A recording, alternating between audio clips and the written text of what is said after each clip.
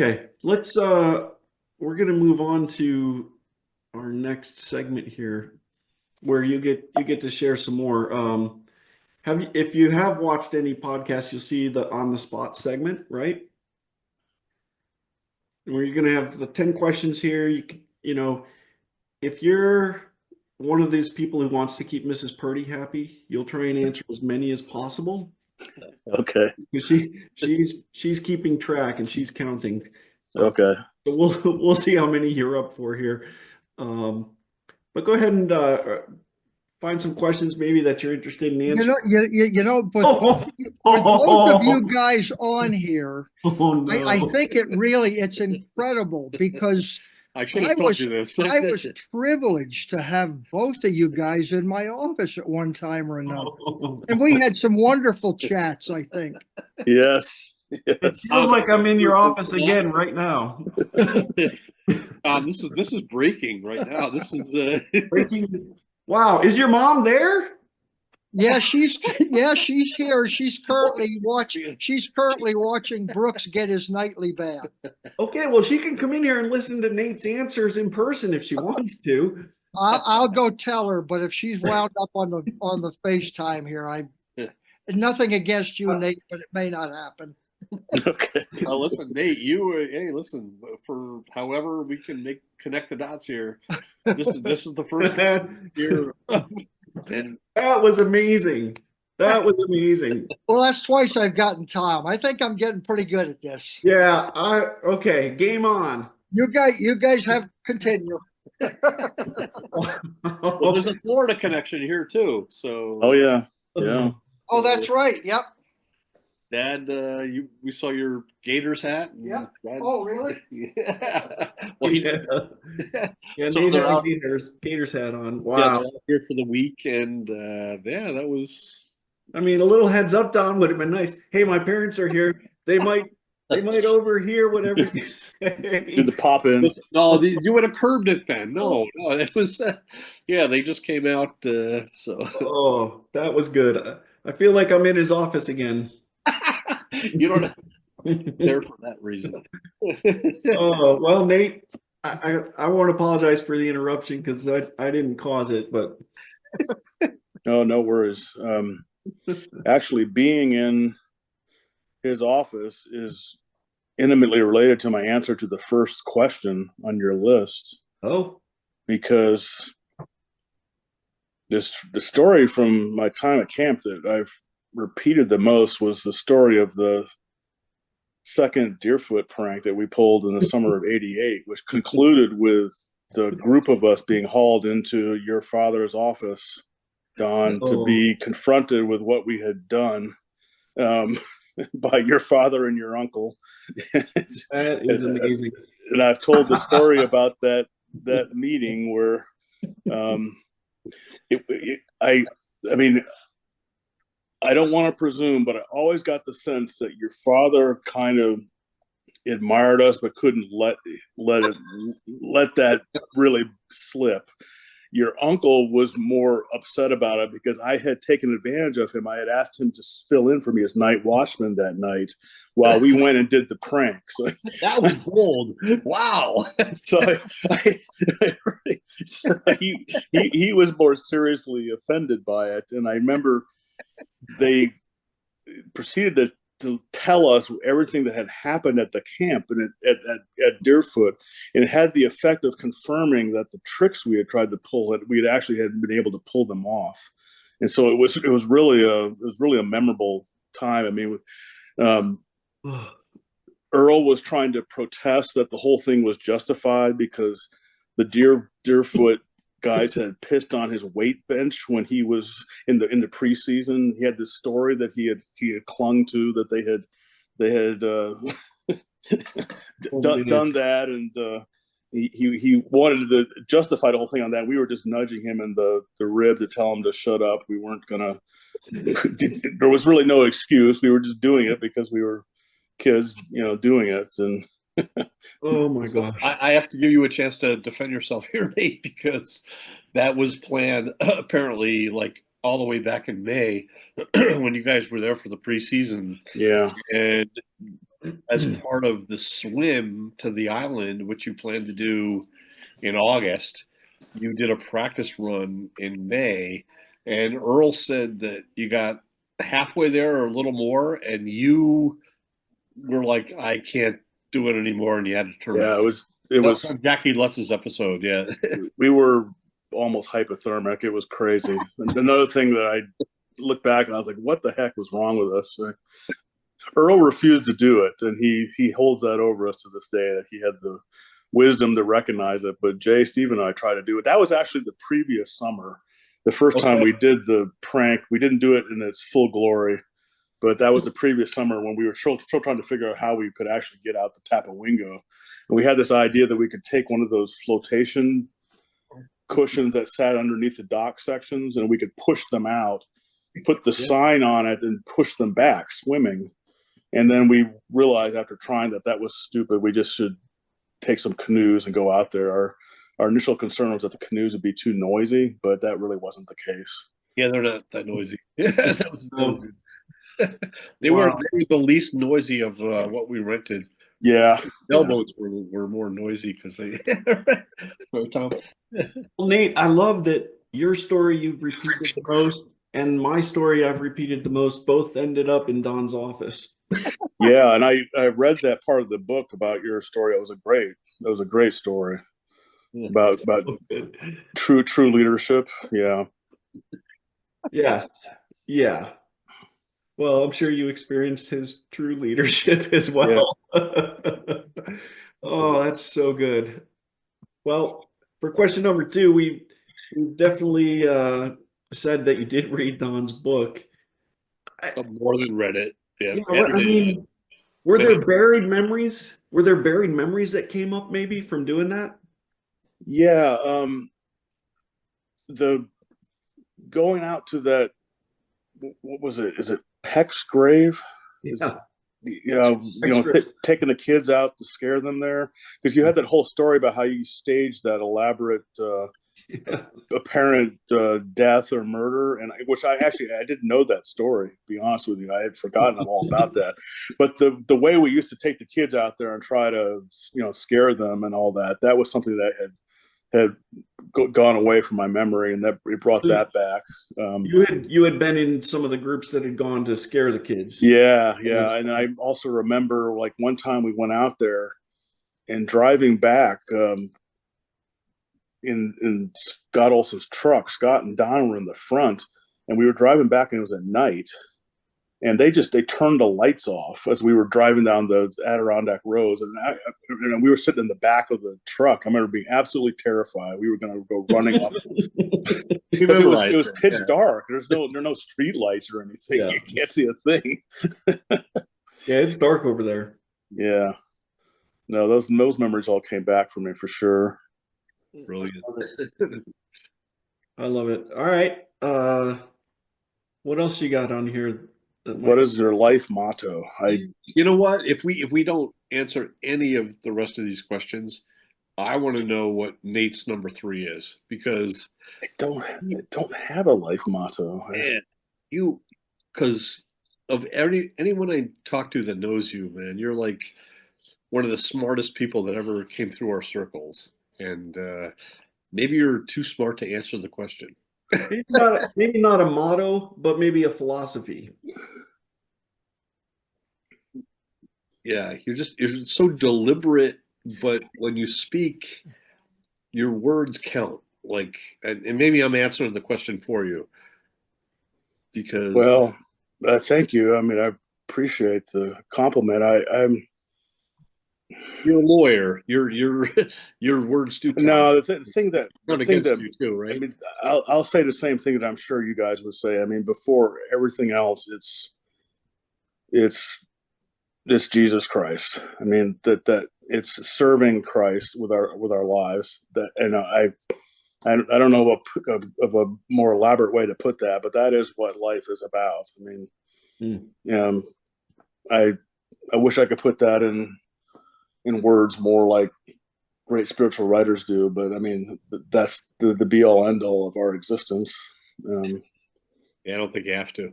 I've, there have been times in my life when I've strayed from that. I've always known that's where I belong, but I've definitely had times in my life when I've strayed, but that's always drawn me back. When I'm sinning, I know that I'm sinning and I need to seek forgiveness. And when I'm not being fully attentive to what I need to be attentive to, I'm reminded.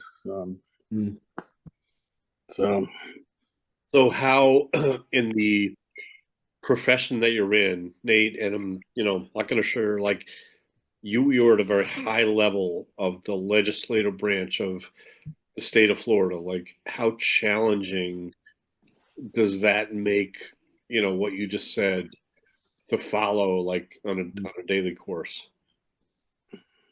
yeah, it's actually the executive branch, to be Executive branch. precise. Yeah, right.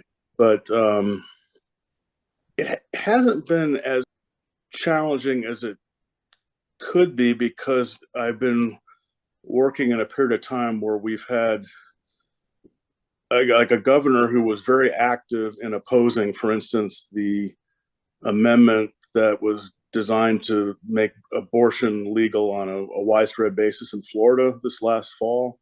And the governor was very, very opposed to that. So we had the freedom in our office to be in opposition to that. And I had the privilege to work on some of the litigation trying to oppose that amendment.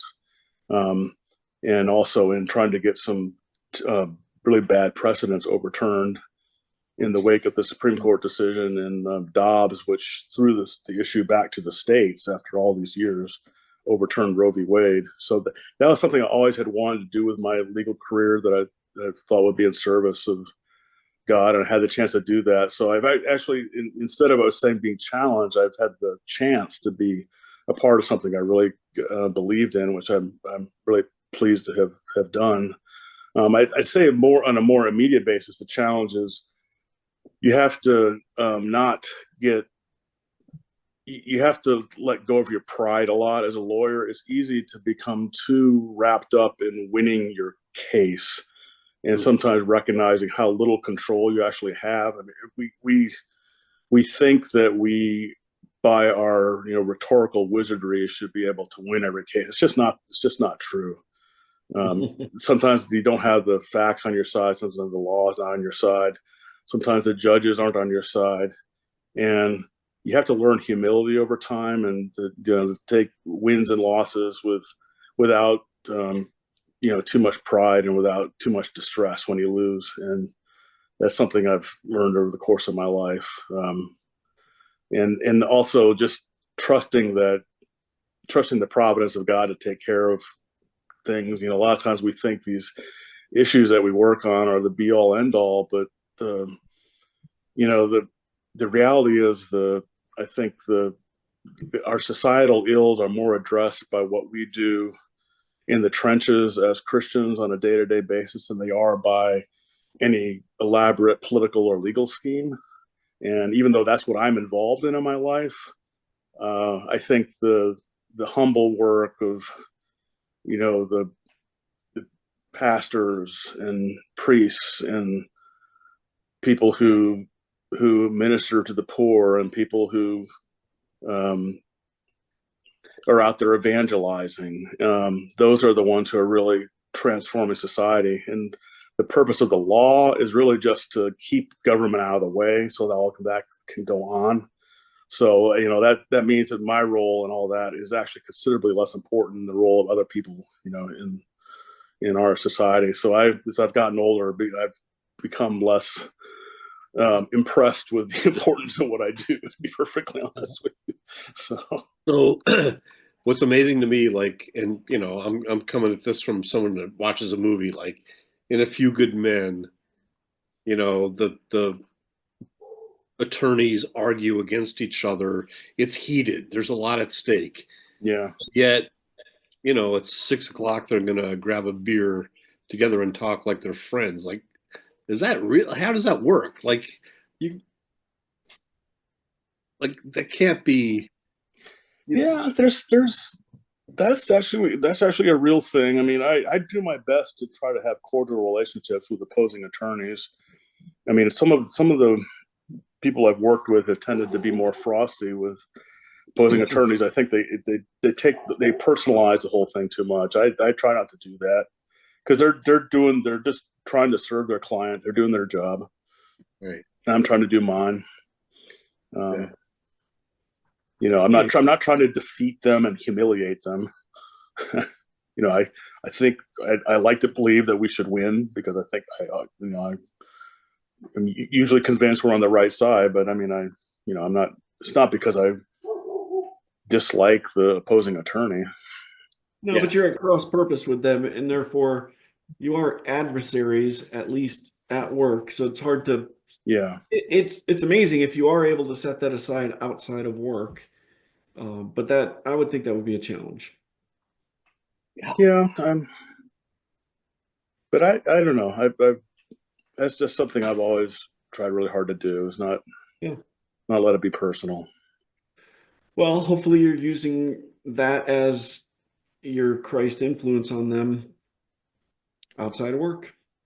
I can imagine your Christian perspective coming into that field is a shining light, because man, there's a lot of opportunity there for a lot of corruption to happen, and no matter what side you're arguing on, that's to have someone like you in that profession it's good to know. Well, thank you, Don. Appreciate that. Hey, let's push on some of these questions. Yeah. On number 4, I believe, Don, we had this is asking who you'd like to reconnect to. I think, have you stayed connected with Cliff? I'm pretty sure. I have not. That's actually, that would probably be the answer because I haven't talked to him since, gosh, I mean, he only went to camp for a couple of years while I was still there, and then he left and went on to college and then med school. And I don't think I've talked to him since he went to med school. It's been a minute. When we had him on, you were the person that he wanted to Yes. with. But I think Tom and I both made the point, like, when you have these Christian friendships, it doesn't really matter how long it is that there's been. Like when you decide to pick it up, it's right there where you left off, and easy to recapture any lost time, so to speak. So Nate was saying that at the beginning as well. Yeah. You don't talk for a while. It's okay. It's unconditional, and you pick it up where it was. Yeah. His family moved away from Gainesville a little bit down the road, and so I'm not in touch with his family anymore. I think they moved up to North Carolina. I think Cliff went down to the Melbourne area to practice, Melbourne, Florida, if I'm not mistaken. And I just haven't kept up. So plenty of time. So well, you've come up quite a few times on our podcast. A lot of pictures. Like Nate keeps coming up in pictures. Like oh, really? Nancy, Linnea, and like we'll get there. Oh, you have that? Okay. We've got those for you. That's ominous. No, you look really happy, actually. I don't know how it can be ominous when you've got pictures of when you were 20 years old, 18 years old. Yeah. They're always great. So it doesn't matter. Yeah. Yeah. Okay. And again, this is all about Mrs. Purdy. Any other questions here that? Yeah. What were your camp staff jobs? I was a dish boy for 2 years. Okay. I was a bus boy for 3 years, and I was night watchman for 1 year. Oh, I didn't know you were night watchman. Okay. I was night watchman the last summer I was there, which was what occasioned me asking your uncle Don to sub for me the night we did the prank because I had to. Someone had to watch camp while we went to Deerfoot. What did Earl do that year? I think he worked in the front office doing accounting with Bob. Blanking on his last name, Peck. Yeah. Okay, so he was trying to fill his resume in. He was already working on. Yeah, he's like doing bookkeeping, so he was already doing something in the direction of what he was doing in college. Yeah. Okay. So you got to do did you enjoy doing night watchman? Yeah, I did. I'd wander around camp. Not much had ever really happened, to be candid with you. And the main challenge was that like the last 2 to 3 hours of the evening, staying awake. And I would usually go sit myself in the gatehouse because I knew if I fell asleep, Jerry Bird would wake me up in the morning driving in his truck, which happened on more than one occasion. Oh no, So that's too So good. you'd wake up for lunch and like awesome eggs and bacon and a waffle, and they're like, oh, yeah, yeah. That's too good. My Okay. favorite camp landmark or location. Well, I spent most of my time there in the dining hall, so that's it for me. 5 years I worked in the dining hall, so Okay. um, how many times you walked up that hill? yeah, and the ringing the bell. I still have I have a section of the rope that I What? I cut it off and took it back with me. That's a real section of the rope for the dining hall bell? Really? Yeah, that's it. That's amazing. That's like taking the net on the basketball hoop.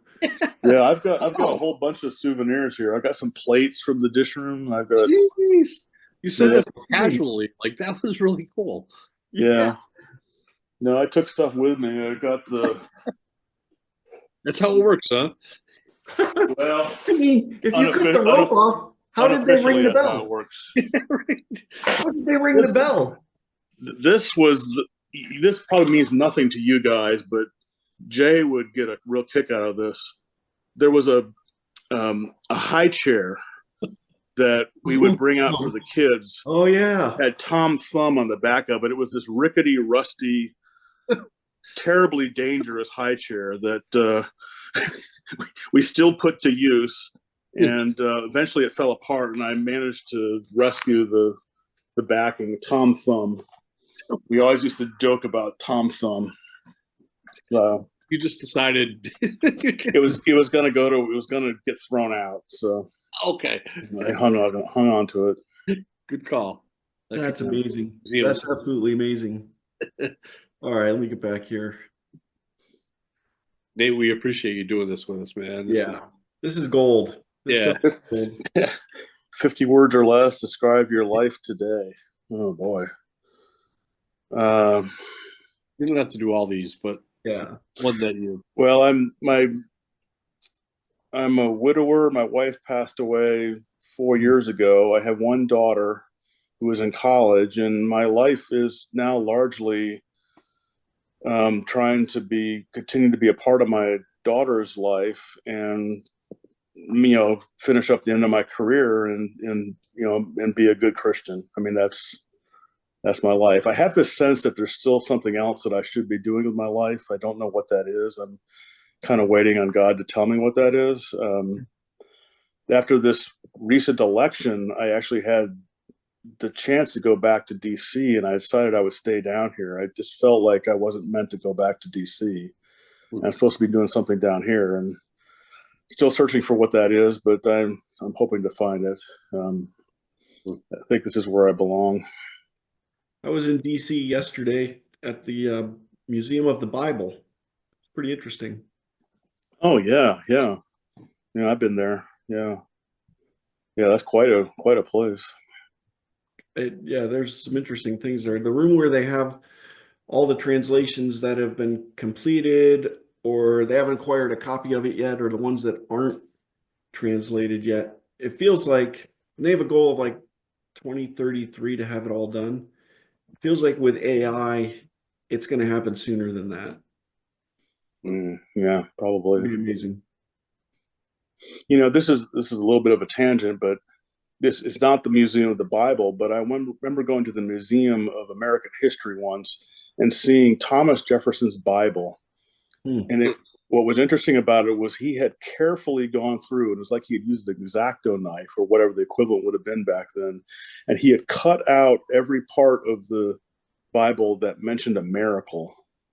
Because I don't know if you know about Thomas Jefferson, but he wasn't really Christian. He was skeptical about Yeah. He thought Jesus was a great man, but he wasn't really convinced Jesus was the Son of God. He didn't really believe in the miracles or any of that stuff. So you could actually see this Bible with literally parts of it cut out, and he would read around it. I thought that was the most remarkably arrogant thing you could see. Yeah. That is a fascinating take That's on it. one of our founding fathers. So, Well, he knows Jesus is God now. yeah, yeah. But didn't he and John Adams died in the same day when they were 90? Oh, that might be right. Yeah, I'd forgotten about that. Yeah, That's one of the best series ever is John Adams on John HBO. Adams with Paul Giamatti. Yeah, Oh, yeah. You got to get past, the fact that he was a big fat liar, but he was great. I love that series. But yeah, they died in the same day as on July 4th, I believe, too. mm.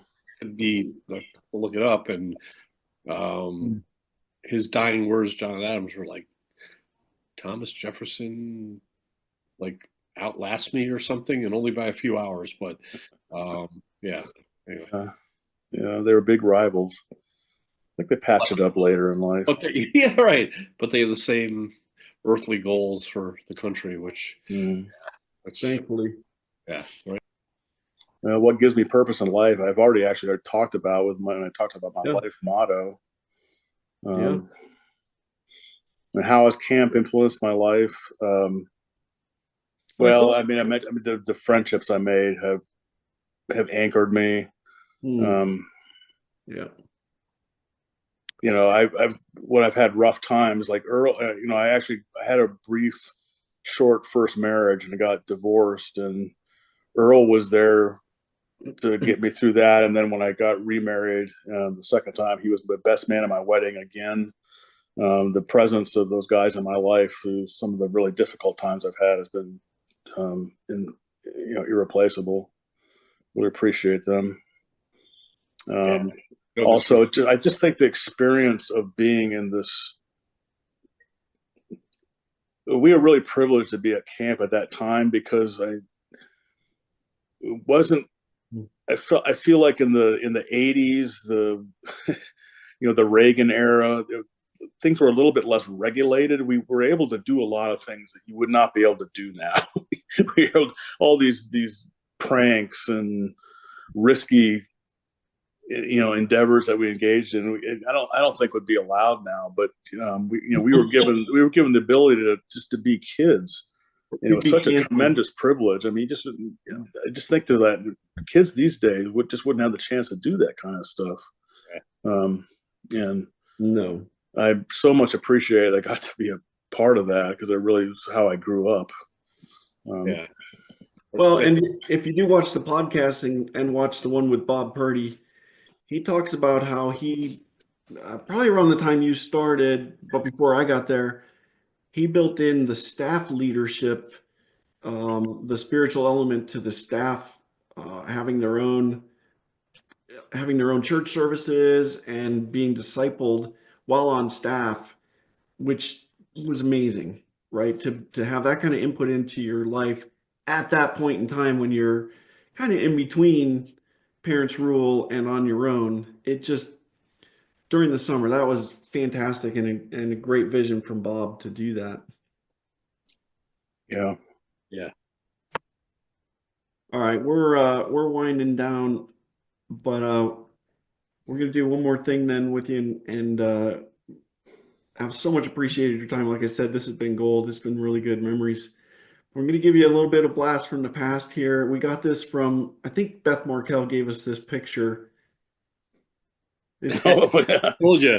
Look at you smiling there. Why would you be smiling between these two babes, right? I'm doing well in that picture.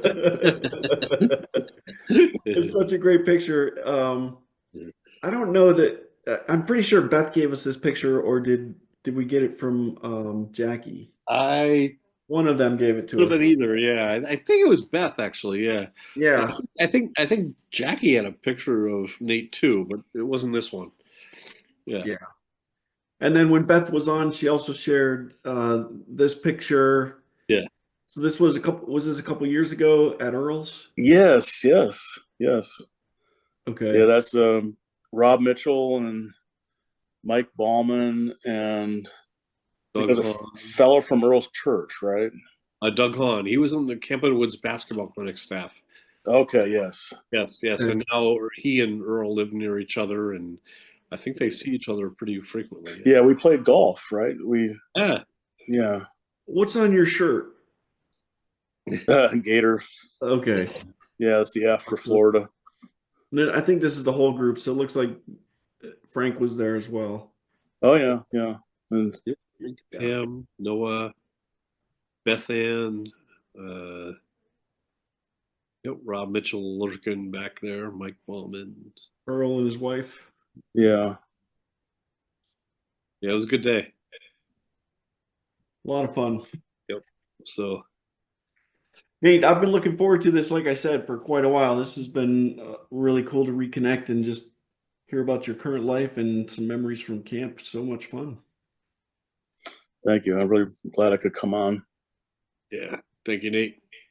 So, again, Nate and I had a lot of talks during the building of the first book, and he made me a promise that when he saw the prank chapter, that Oh yeah.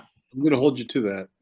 Yeah, I got the materials here. Yeah. Oh, good. This is for the next book, right? Yes, because I think I made a comment in there that, for my friends like Nate and Earl, and there was another prank too that involved the Indian, before you, like I built on the minors and left out the majors. But Tom, yours and mine were a major. The fact that we ended up in Dad's office after we could have ended up in jail. Well, sounds like all the good stories end in your dad's office. So, Yeah. So, I know That's- Nate's sitting on a lot of that. I'm gonna hold him to kind of taking a lead on.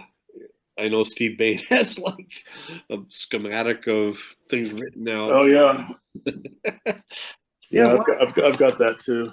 Oh, there it is. Jay made copies. Did he really? Yes, for each of us. Oh, good. okay. All right. That's got to come out. Okay. Yeah. But Absolutely love it. yeah. Well, thanks, Nate. Yeah. Thank you all. It was great talking with you. Great talking. Sure thing. Appreciate it. All right, we'll get and log on to the YouTube so you can catch up on some of the other ones. We'll have this one out there in a couple weeks. Do you have like a YouTube channel? Is that how it works? Yeah, we just started that. Yeah, so I know you're not on Facebook. We have a YouTube channel. Okay, We cool. started all the previous ones, in which your picture shows up frequently, and mentions of you are there. So, yeah, we're trying to Okay. build. All right, great. Thank you. All right, Mhm. gentlemen. I'll show you the YouTube channel, I think. There we go. And hey, this is a historic episode. The fact that we had a camera appearance from my dad. Are you kidding me? Point well taken. That's the name of the channel. Yep. Yeah, There it is. got it. Okay, that's easy All right, enough good to find. Okay. All right. Talk to you All guys. right. All right, Nate. Thank you. Thanks. I'm great. Bye bye. Bye. All right, I'll leave it alone.